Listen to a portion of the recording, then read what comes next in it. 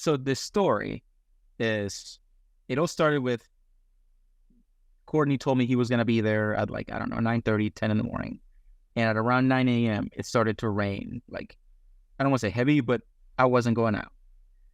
And this kid in this Camaro just shows up, and he's out there giving it the beans.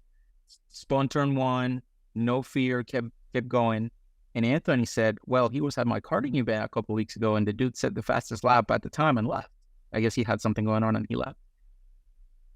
Track dries out a little bit. Courtney shows up, and we all go out still on our street tires. And the guy with the Lamborghini brought his GT3 RS, and he had just bought this Lamborghini like a week prior, and I guess he brought both to the track. I don't know if he was flexing or he wanted to compare them. I don't know. I met him, incredibly nice guy. And next thing we know, we saw this Lamborghini going down, and this kid in the Camaro was staying with them. It was like a pack, and they couldn't shake this 4th gen Camaro.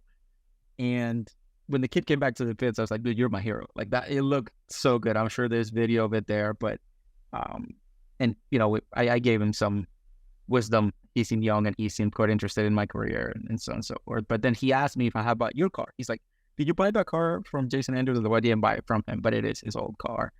And I told him the story on how Courtney talked me into buying your car on a Wednesday night at like 1 a.m. But yeah, that's how it happened. Yeah, one of my favorite things is going to these events and like in your Mustang and smoke. Like that's why I love PCA and Roebling, just because I'm faster than not everybody, but a good like 70% of the 911s and the GT3s and the GT3 RSs, and passing one of those through a turn is just like, it's like, yeah, you can't. What is it? What do they say, Jason? You can't buy a fast lap. That's what they say. Yeah. You would prove them otherwise, though. I think you've got every part possible on the Mustang. No, I was talking to I actually just got an email from Curtis, the discount.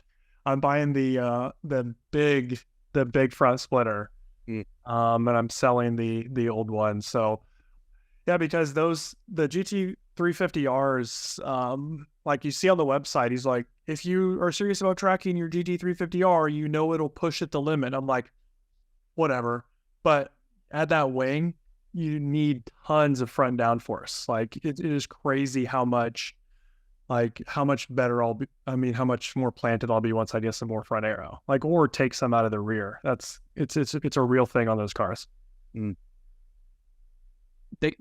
What I noticed the most when I followed the car, we weren't on track, at least on the same piece of track a lot, but early in the morning before it started raining, John was driving first, and I waved him by because I happened to be on a cool down lap when he was catching me on a fast lap, so I didn't want to ruin his lap. But then I kind of got on it because I wanted to see the car at turn 1. And what I noticed the most is the rear doesn't seem as planted as, like, on the initial braking phase, I can see the front trying to catch, and then I kind of could see the rear trying to come out. And at first I was like, wow, John has really learned how to rotate the car. And I think it was just the rear was getting away from him, but he had enough downforce to where it was keeping it planted. But kudos to him, he was also driving it really well. But then once Courtney came and put slicks on, you could tell how far the car's coming along. I just want to say, Courtney, how convenient it is that anytime anyone is behind Mario, he happens to be on a cool down lap and waves him down. I feel like that's everything. Well, there was this Camaro but I was on a cool down lap, and well, all on the I don't. I'm kidding. I'm kidding. I would say this. Fast. No, you're. You're fast. We know. I don't know. It's funny because everybody was expecting like a big lap from me on Friday, and I was quite clear. Like I'm here to save tire, and I didn't expect it to rain because if you remember, we looked up the forecast the day before, and it was not supposed to rain, and then it was supposed to rain in the afternoon, and then, oh surprise, it rained all morning. I didn't put my track pads on, so I was on my crappy Hawk street pads, and I went out there and tried to push, and I got one push lap, and I did an 18.8, and then the next 2 laps, the pads were just overheated, and I couldn't really do anything. Listen, I have this book here. It's full of Mario's excuses. That's volume 1, by the way. There's 2 volumes. Yeah, we'll sell that once this podcast takes off. Yeah. But no, the car. My favorite thing about this car is that we were out there beating on them, and again, the consumables will wear, but not once it overheated. They did, however, break. What did you break? Your mid? No, I mean, I think ours did. When I say ours, like it's his car, but John's actually getting his own car. He's getting a night. We have it, and it's official. We have a line Shelby Cobra coming to the stable. Like that is gonna go, John. Yeah, that's nice. Gonna be a lot of fun. A week or two for that. But no, melted the flex pipe on the melted the flex section on the down pipe. Like literally just melted it. Like because we turned it on and just sounded like real throaty and kind of shit. And we're like, what is going on? And we're like, yeah, it's an exhaust leak. So I went out. Car felt definitely a little more sluggish. I don't know if that's a real thing or if it was just in my head, but didn't feel quite right. Still drivable and fast, but didn't feel quite right. And then John was going to go out again. He's like, he got in there and turned it on. He's like, yeah, this doesn't sound good. Let's call it a day. He got home and got under it. He's like, yeah, dude, we melted the flex pipe. So that's pretty hardcore when you melt the exhaust. Apparently it's a known issue on these things though. So what now? You dump it out the side? No, side exit exhaust, the ram. That's what all the fast guys are doing, right? Yeah, I mean, I got a set of catalyst downpipe, so break some emissions laws and shit. But no, that's the easy fix. Just bolt that back in there. But yeah, side exhaust would be cool. I'm kind of at the flux. Like every time I spend another couple $1,000, I'm like, I could just buy a GT4 car or GT3 car, and like I'm getting to the point like where I probably bought a GT4 car by now. It's just like, how much more money do I want to spend? Then you see like on Instagram, you'll go to like, what's that dude, Honey Badger? I don't know if you follow him, but he like took a GT350R and like completely gutted it, like seam welded and like race engine. It's like building it from scratch. It's like, I don't know if I have the acumen to go that route either. So you're not far though. Well, you have a long ways to go with that car still, Courtney. I mean, if you want. But I kind of agree. I mean, you're fighting an uphill battle with that car when you could just buy a straight up track car. You're in a heavy Mustang still. I don't know. It'd be hard to overcome that. Yeah, the Mario tells me my power to weight ratio is off, and I tell him I want more power. He's like, no, don't add more power. So I'm kind of conflicted on that. But no, I mean the weight. Yeah. But for real, like when you start with a 30, what do those things start at? 3750. 3750. Yeah. I mean, like mine, we gutted the interior, AC's out, like all the carpet, all the things. I mean, so maybe 150, 200 pounds, but with me in it, it's back up to 37. 4100. Yeah. Yeah. Have you weighed the car? I was going to say, you need to put it on scales. No. So you know something? You should definitely sign up for the firm's upcoming TT day, and because they bring the scales out and they do the whole shebang there. So okay, yeah, at least you're not going out there. I mean, if you can win it, you can, but just do it more for the competitive session because there's no point buys, there's nothing. You're on track with other cars and you're out there fighting for a lot of time. So it would be a good experience to be sending it on people. Yeah. And I wonder, what do our cars run in? I mean, because if I'm running, well, it's all based on the tire you run, and you would have to get the car dyno. Again, if you tell John, like, listen, I'm not coming for points, I just want to be in the event, he won't make you dyno it. Like I've done that. But the proper ways, you have to get a dyno sheet, like a certified dyno sheet, and then there's like a little form that you fill out and you tell it your tire, your weight, and your power, and that basically is what determines your class. And so again, I would do it more or less for the experience, and then go from there. Yeah, I don't think that's the right car for winning time trials. Well, what's his name? Alex. Alex with the M3 is an E92 M3. He lives by me. It's like full gutted. This looks, if you saw it, you'd know the car. I don't remember his last name.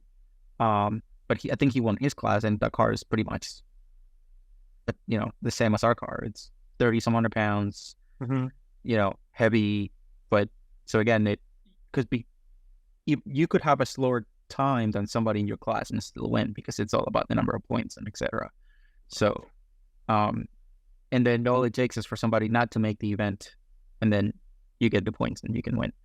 Zach won his class, and I think the P1 in class wins you the next year membership for free at the firm, which you've already paid for a year. But if you won next year, I think P2 gets like 50% off or something like that. So it'd still be worth doing it. I mean, track time and experience, right? But nevertheless, you'd get to weigh the car. You could just stop at a truck stop and weigh it. Yeah. Because you have carbon fiber coat that's easily 30 pounds over stock. Are your fenders carbon fiber? No. Oh, there you go. There's more weight you can lose because our fenders are heavy as shit. Doors. Well, I think once you go doors, you've gone crazy. But again, I'm just talking about like the easy bolt-on, bolt-off parts. Carbon fiber fenders, carbon fiber trunk lid. I saw your trunk lid is coming apart, so it's probably a part that you're going to be replacing soon. I think what this is again where it goes to, do we go to GT4 car? But like, you definitely need chassis mount. Like, I'm especially running, the faster you go with downforce and even a couple degrees, like it's pushing down on that trunk lid, and like it's gonna break a tail light here before too long. I have no doubt. That's part of the experience. Chassis mount. No. I mean, they can't be that much more expensive than what you're currently paying for your stuff. Like, if you sell your wing, you'll recoup probably 50% of what it'll cost you to get another one. Yeah. I mean, you could just make a different mount to still use the same wing. Right. I mean, that's what some of those guys do, is like they'll weld a cage in their trunk and then like mount the wing to it. Yeah. That makes sense. Man, it's crazy that so you'd have to watch our video from the last time we were all at the firm. But basically, Courtney's car started just as a bone stock GT350R, and then he hit a deer. And next thing we know, he's building this like track weapon 2 years later. Because it was 2022? Yeah, like December 22. So yeah, not that long ago, man. Not that long ago, but at the same time has gone by quickly. I mean, in that time, everybody here has become a father, and it's yeah, true. Yeah, it's kind of crazy. Courtney, when the time comes for more power, what are you going to do? I'm going to keep it in A. The headers, bigger intake, tune. Probably run E85, or if I want to get crazy, race fuel. New injectors, but that would be it. I'm not going to... I've had all these thoughts about like, get a turbo and or a supercharger, run low boost, but that just seems like a recipe for disaster for a track car. Now, if it's just a hot lap car, like if I just wanted to do time trials with it and go out there for 3 laps at a time with sticky tires, and boost would be the way to go. But if you want to run 10 laps in a row over all day long, it's not a good that's not a good idea. So keep it in A, headers, tune, intake, stuff like that. All week long, we had conversations about power, and I kept telling him, don't do it. I don't know enough about our engine, at least the Gen 1 Voodoo engine, how it does once you add power to it. Like, I know it's fragile enough as it is. Well, yeah, they're going to break either way. So, I mean, it doesn't matter. Fucking thing. That's what I'm saying. I remember a long time ago, I had a better rapport with Fat House, and they were telling me that if I ever wanted to take my car there, they could build it. They could design the system so it could be reliable on track as far as heat management and things like that. So, and I think it would be awesome to be able to adjust your power levels on the fly. Like, you go out to the firm, it's raining, I'm just going to run map 1 and make 600 or whatever. You know what I mean? But then when it's really time to fucking send it, you run map 5 or something and you make 1,000 wheel, you set your hot lap and then, you know what I mean? Yeah. It's awesome to me. I love that idea.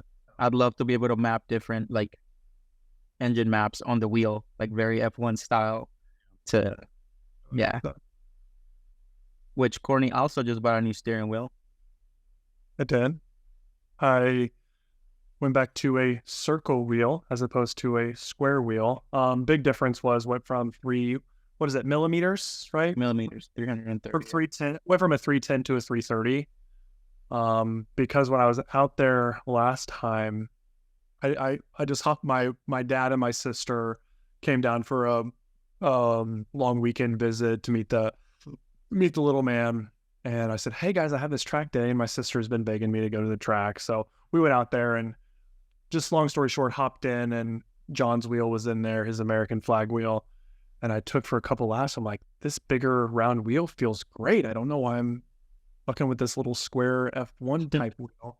Because the Cars 2 big, heavy, oversteer so much that you need the big wheel translates better to countering that oversteer. So makes a lot of sense to have a bigger steering wheel. I found out. So we're gonna try kind of in the middle and see what happens.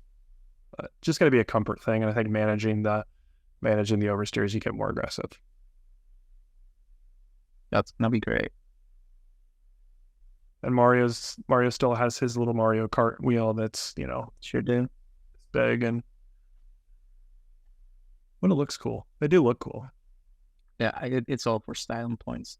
No, so the reason I knew the perfect size is because I had two felt the same, and I wanted a little bit of. It just feel like you're not in control of the car when you're using that small wheel. Mm-hmm. And I started doing some research, and they said that the perfect wheel for our car is 330. And it just so happens that I think the one that John was using is 330. So 330, yeah, his might have been a little bigger, but it doesn't matter. Yeah. Jason, do you have quick releases in the S2000? No. That's 2000 stock, man. We need to fix that. We need to fix that. Just I don't. bullshit. I really took a lot of the enjoyment out of my last S2000. And I'm not going to make some of those mistakes again. I really think in the garage right now, the Alfa Romeo is my most track-focused car. Right. Yeah. Like the S2000, just with the top down and just mobbing around on the street and ringing it out. That's like, it's the best. It's the best track car too. It's way better than anything else. But I don't know. Here in Florida and like just where I'm at right now, it's like I don't need two track cars. I definitely don't need two and a half track cars with the Golf R.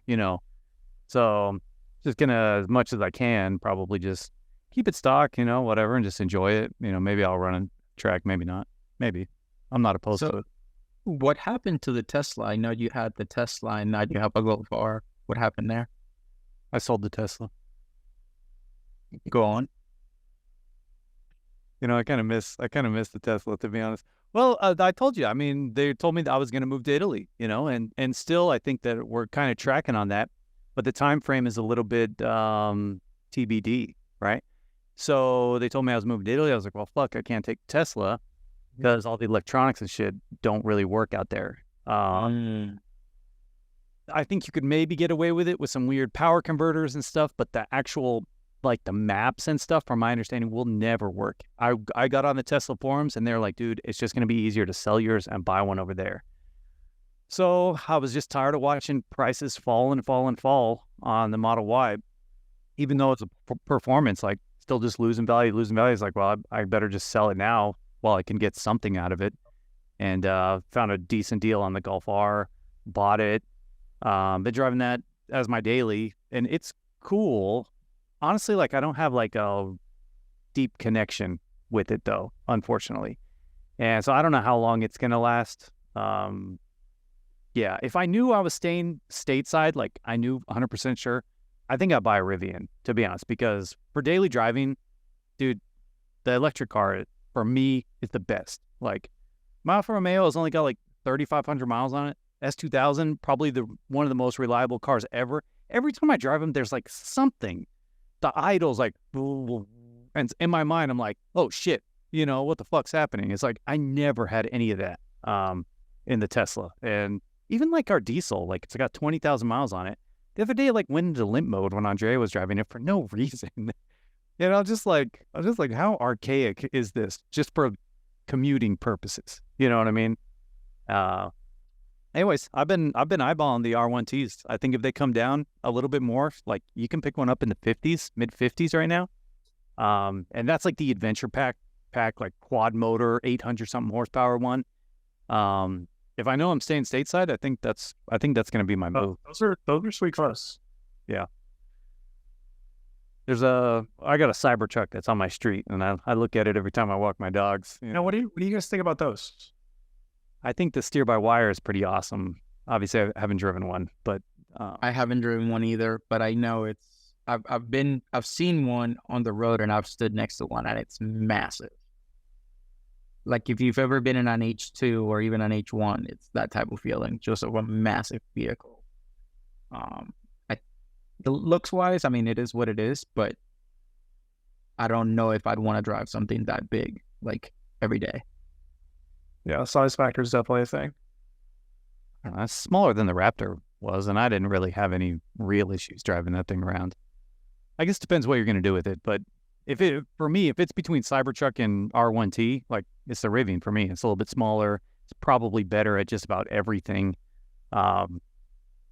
being the quad motor, especially like off-road suspension stuff. Not that I'm doing a lot of that right now, right? I have a fucking diesel Rubicon. I don't know. I might have jumped a curb once, but I'm not using the thing. So kind of a poser. But anyways, the R1T looks nice, and I could trailer with it, Yeah. Pack's got the big batteries, like 350 miles of range. I'm sure it'd cut that in half, but that'll get me to the firm and back for sure. What is crazy is that you got rid of your Tesla the same reason I got rid of my Tesla. I bought mine was a 21 Performance Model 3, and actually I got it in 2020, but model year 21, and 2 years into ownership on a car that, like, after autopilot and the performance spec, it was like 70 grand at the door. And so when 23 started and Elon cut the prices, like my price literally dropped. And I just don't, again, if you're never get rid of the car, it doesn't matter because you're only upside down. It's between you and the bank. But it was a great value. And all of a sudden it became like this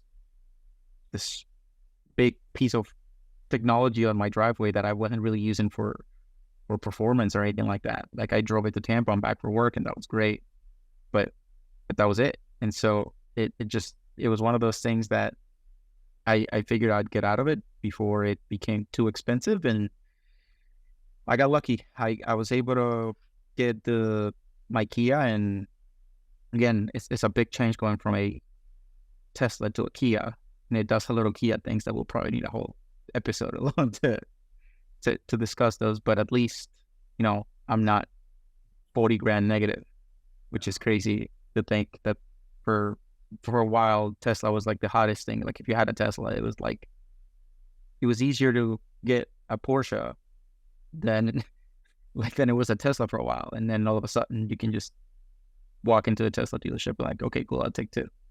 Yeah. I've never really had a desire for a Tesla. I don't know why. Maybe it's my redneck background that I'm like horsepower and gasoline, but it's never really been my thing. I mean, I did when I had an Uber one time that was a Plaid, and I said, dude, show me what this thing can do. I was very impressed, but I don't know, something about not hearing it just drove me nuts.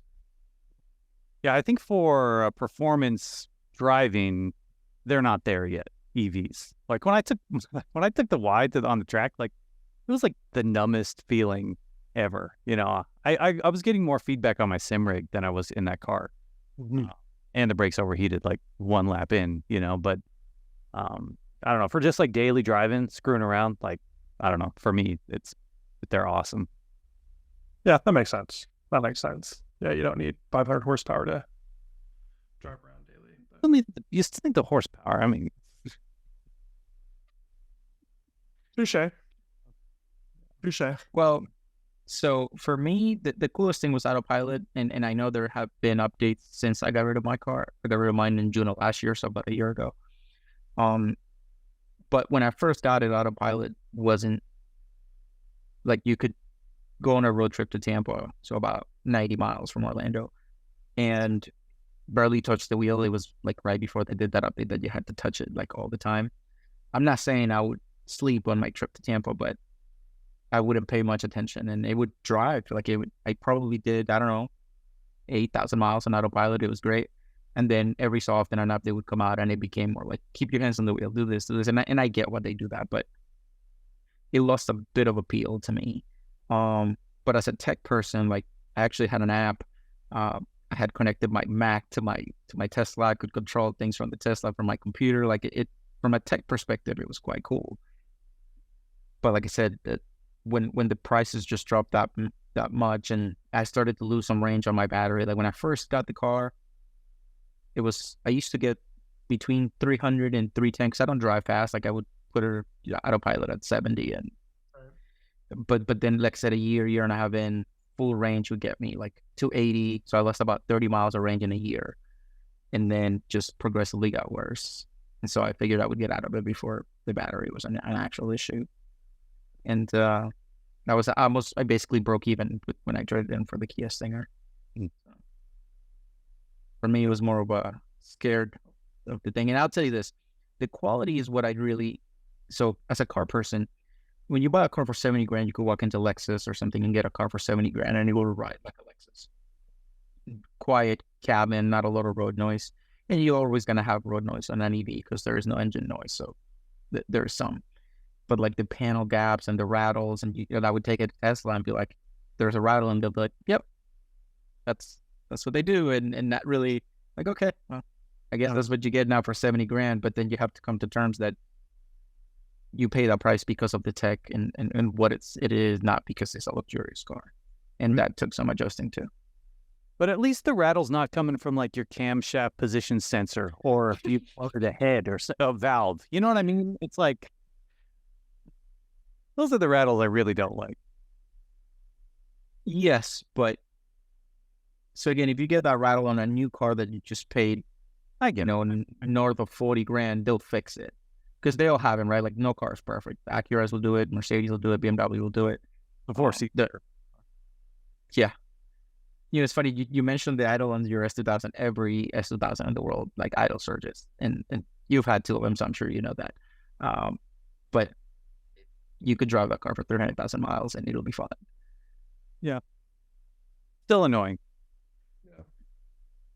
I'm still hunting down the no crank, no start on my E46 M3. The car will drive 200 miles perfect. And then you park, say you go and grab something to eat and you come back to the parking lot. No crank, no start. And then it'll sit for a while. And then it'll be like, okay, yeah, I'll start. It's the weirdest thing. Overheated. Yeah. It's most likely, well, so here's the thing. There is no actual pattern on how it does it. And I've started at it, ignition switch, clutch switch, EWS, programming, like every known thing in this car, still doing it. So when it does it, I just go back inside a restaurant and wait for a little while, get a drink. Well, that's the V6 with individual throttle bodies, right? It's straight six with individual throttle bodies. Oh, yeah. V6, yeah, sorry. So doesn't that engine come in one of their little coupes also, like a Z3M or something? Is that the same motor? So in Europe, I believe, I don't know if it was ever in the States, but that was like their hot engine. What year would that be? That would have been 02 to 06. 02 to 06. Yeah. I keep seeing those little Z3Ms or Z4M or whatever, and it looks like they have a straight six in them, and I'm like, well, in that era, It was they were all straight six, but I think only the M models came with it. So it could have a straight six in it, but it's not the same as yours. Correct. I see. So let's look it up real quick. Share your screen. Take a look. Hang on. Yeah, you don't want me to share my screen right now. But yeah, we'll no. So it says, yeah, it could be. It could be. Let's see. S54. What engine? What cars have the S54 engine? You have Yeah, your you're right. hub subscription on the other screen. Is that why? Yeah, just screen. Just pull up Marketplace and type in Z3. Hang on. Fine. I know we only have a few minutes before we wrap, so I'm just gonna share the screen. This is a Just ignore the porn.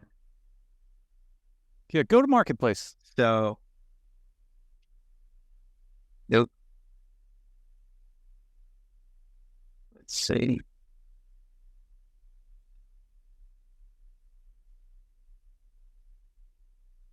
Let's see what we got. So all these that just say Z3 Coupe, they What could about have a 3.0? That first one, 3.0. That's the V6, right? Or the inline six?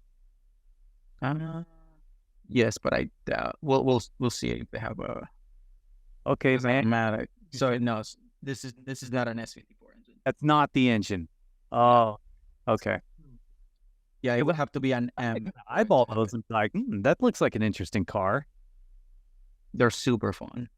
Super fun. Isn't the track record at the firm, that's a M4 or a Z4, right? Yeah, but I think it's like a legit GT3 car though. Yeah. What about that one? That 1998, $12,000 on the silver one looks real fat. Fire. Yeah. So because of the year, it wouldn't be an S54 yet. Oh, I see. Okay, so never mind. But that thing looks But pretty. But it could be the whatever the engine on the. What's that? Yeah, I'm not sure, but I'm pretty sure it's not an S54. This looks more like the engine that was on the E46 M3, whatever that engine code was. I can't remember top of my head. But it's quite Big. I don't know if Jason would fit in here. I could. What do you mean? I'm like in between you and Courtney. How tall are you? 5'11". You're not fitting on here. He's smaller than that car. Is that a little person car? Like what's going on there? Like You could drive that thing. Look how big that stick's big enough for you, Courtney. Look at me. That thing looks awesome. What is it? 12 grand? That looks like 12 cool grand, yeah. track car. You could probably offer 10 and they'll take it 174,000 miles. I'll offer 10. Someone else offer 9, and It's like 9, yeah. 5, and then he'll take my offer. Too bad it's Here, not look. black. Gotta be white if I'm buying it. So real quick before we go, so here we have. So that's what the S54 looks like.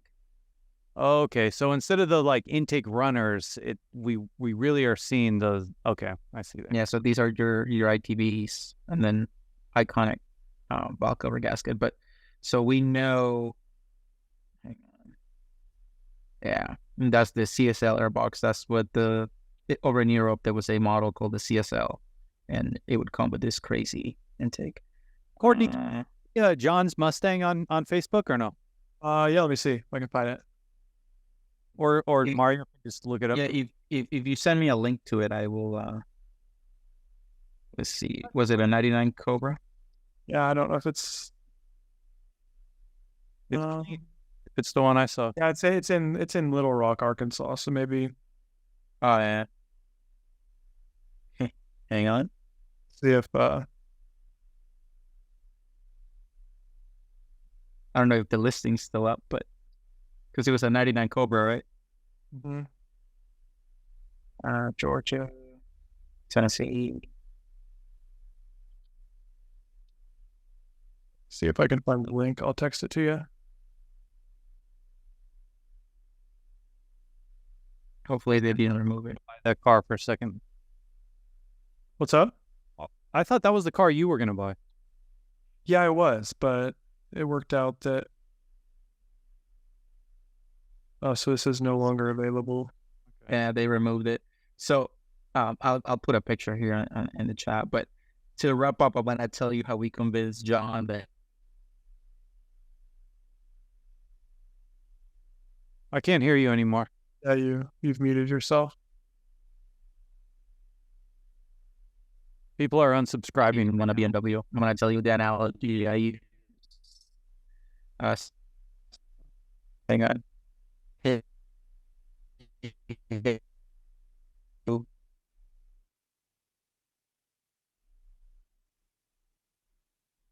You guys now? Yeah. Talking. Can you guys hear me? Now to get on fiber, right? Like I got my own internet in the garage that's separate from the house. That's legit. Nope. Yeah. Man. So Courtney, are you gonna get a double trailer now that you got to take 2 cars to the fair? Oh my God. I don't know what happened. Yeah, I don't know what the plan is there. That's something we didn't think through, but we'll figure that out. We'll keep it at the firm for a little bit, so don't have to trailer. Well, If we what? Hello. I lost you both. I can't hear anything. Are you guys there?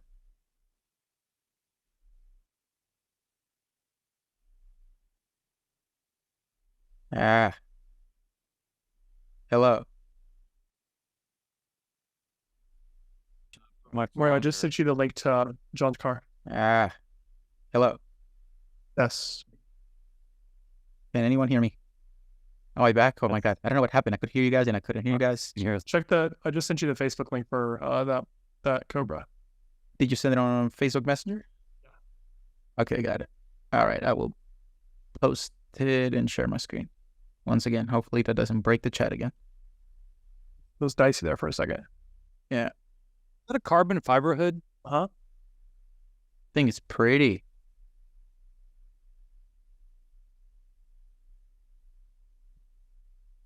Am I still here? I'm like paranoid now. We're gonna wrap up with the story on how we convinced John not to get a BMW. Yeah. So Courtney calls me. He's like, "Dude, I need you to convince John that he doesn't want a BMW." I was like, "Leave it up to me." And the analogy I used, I said, buying a BMW is like having sex with a hot hooker without rubber. At the moment, it may seem fun. At first, you may enjoy it, but you'll pay for it for the rest of your life. And he goes, "Okay, what else then?" I'm telling you that I've spent so much money on my BMWs through the years, and it's quite regrettable. Like, they're fun, but they'll nickel and dime you to death. It's like death by 1,000 cuts. I've heard that. I'm glad it's at your expense, not his or mine. But no, super clean car. It's beautiful. Yeah. Ooh. They have a weird rear suspension though, right? It's gonna be all over the place. Yeah, because they're not independent rear suspension. They're solid axle in the rear. But Are you sure? I thought they were IRS. Don't think so. I don't think so. Even my buddy's 03 Cobra was just garbage on track. Hang on. The mystery of the Cobra rear. You're right.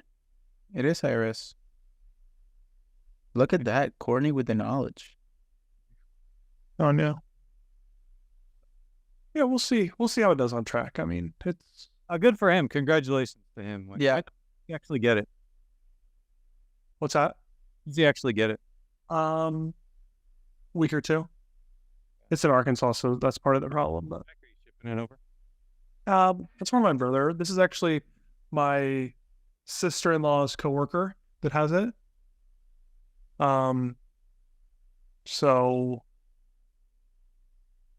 yeah, either John's gonna go pick it up, or like my brother would offer to bring it down. So we'll figure something out. Well, are you gonna get a old convertible to join the club, Courtney? Oh, I guess I'd have to. No, I think just the Audi TT RS convertible. off the roof of the Mustang. Like Audi, right? Yeah, I love Audi. I don't know what the deal with the TT RS is, but they're really expensive. Let's see here. I didn't even know they made an Audi TTRS. I mean, it makes sense, but they do. Mario, type in RS. Let Courtney see that thing. Oh, and they're beautiful too. Oh, so they have one in Audi Jacks. At the top right. Look at that. That's the one. They got an Audi Jack. But this one is not convertible though. Oh yeah, not convertible. I don't know if they make a RS convertible actually, but I think Probably not. I see. What's the weight on that car?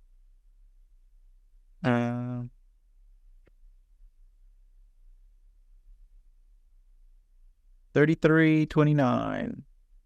Like, No. Nah, it's not bad though. you need, Like there's a really cheap Lotus on Marketplace right now. what? Put in a lease. It'll be the first thing up. It's gray. It's got all the miles, but it's under 20K. This one? I was thinking about lowballing the guy at like 12. I can't fit it in my garage, but that car's sub 2,000 pounds. Yeah. I mean, all it is an MR2 Spider, right? I don't know. I think it's like a 10,000 RPM red line, right? There's no red on the dash. No, there is. It's the 2ZZ Toyota engine. So basically, what came in the Celica Type-S or whatever it was. Red line right there in that photo. You just keep it pinned until Most the 1, 2, 3s are on the Yeah. That's cool. Yeah. No, these are great. When I was selling the Skyline, I actually almost made a trade for one identical to this. But the guy ended up getting the cash he wanted for it. Yeah, you don't need all power to make 1,900 pounds go. Yeah. Swap it, and then you probably beat everybody. Yeah. Yeah. K-swap the Honda engine. Yeah. Not bad. Where is it at? Lake City. Oh my God. 116,000 miles in a Toyota engine, and Jason calls it all the miles. Well, I mean, for a Lotus, I mean, some dude drove that thing. Yeah, I guess so. I'll say, there you go. Fourth thing over, supercharger for Lotus Elise. There you go.